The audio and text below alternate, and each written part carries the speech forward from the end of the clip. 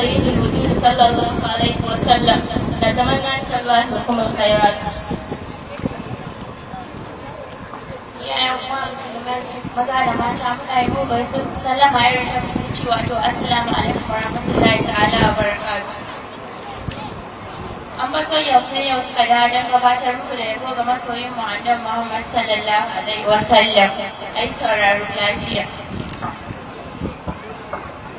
May Allah's peace and blessings be upon you, my brothers and sisters in Islam. Ambaton girls are here once again to present you the praising songs of our beloved Prophet Muhammad Rasulullah sallallahu alaihi wasallam. May peace be upon him. Happy listening. And of the side, manzon Allah sallallahu alaihi wasallam. Shin dan uwana, yar uwata, kana iya ko kina iya kwana da annabi a ranka ko a ranki? Shin dan uwana musulmai, mun rige annabi jigo? Shin muna uzuri da shugaba? Shin mun ba annabi kulliya? To mu sani Allah ya halicci bawa wanda bai taɓa yin irinsa ba, Muhammadu Rasulullah.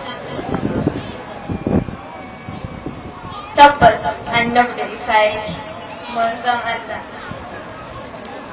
shi ne wani ɗan adam da wanda bai da kamar kowa, shi ne arzikinsa ke ƙura mai nema, shi ne samuwarsa ke hana yin fama, shi ne wanzuwarsa ke ɗaga komai ma. Habibullah jundullah khairu khalqi indallah mai muƙamin mahmud mai muƙamin da na fatilallah Muhammadun Rasulullah.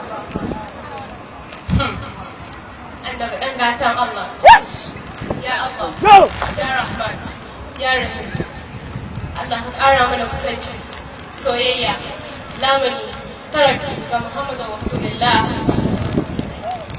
Allah don matsayin manzon Allah, Allah don mutuncin manzon Allah, Allah don karancin manzon Allah, Allah don bautar manzon Allah, Allah don isar manzon Allah, Allah don san da kake wa manzon Allah sallallahu.